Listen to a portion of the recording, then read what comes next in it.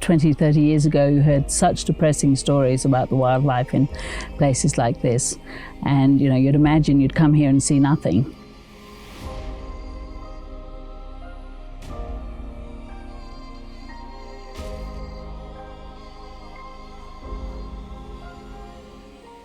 The only way to be able to protect wildlife is working with the communities that own that area outside the protected parks.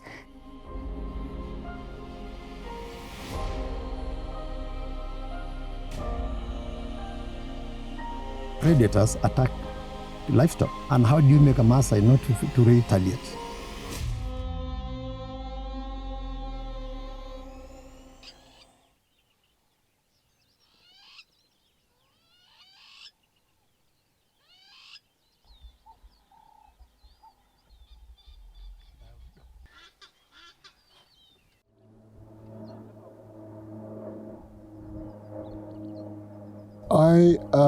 I'm passionate about conservation. My father was one of the first really active conservationists in Australia, so I grew up from a young boy being interested in conservation and went along to Conservation Club when I was about 9 or 10 years old, and I've always followed it.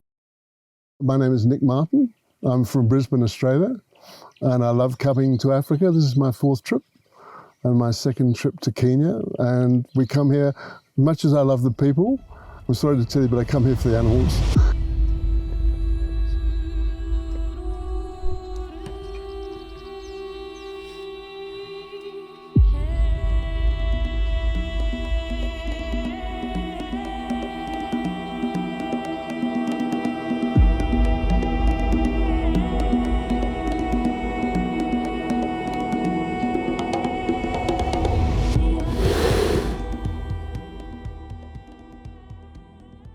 An interesting fact is many people don't realize that in Kenya, a country that we think of with open landscapes, wildlife everywhere, only 8% of the country is protected national parks and reserves, whereas 70% of the wildlife is outside those protected parks and reserves.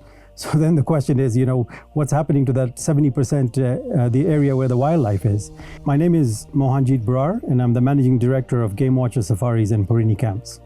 Game Watchers in Porini Camps, we're a conservation tourism company that was founded over 30 years ago by Jake Greaves Cook. And our mission as a company is using small-scale tourism to protect habitat in partnership with communities.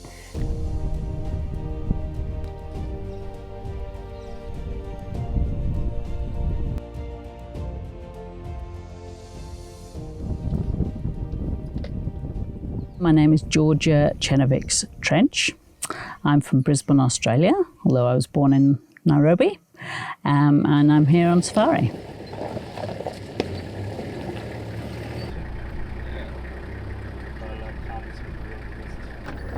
So we got some antelopes here. This one are called hartebeest. Actually, they're Cox hartebeest or Congoni.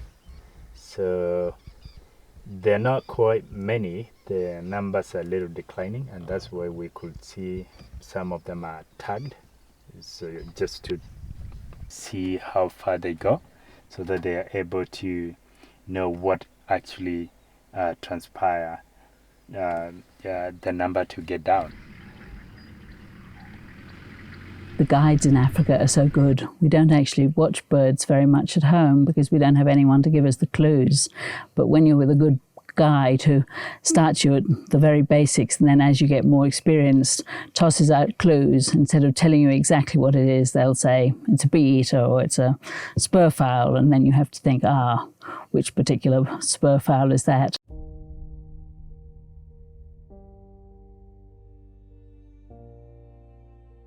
So this conservancy, Ol Kinyei, where we're sitting today, we set this up in 2005. Jake came here, met the leaders, met the landowners, and got them to see if they have a valuable asset here, which is the land and the wildlife.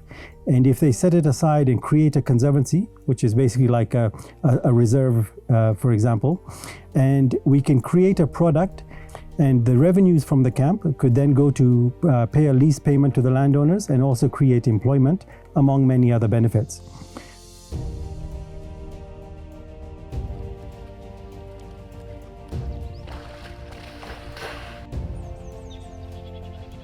We have many things that they can see, They can also be able to see Maasai culture.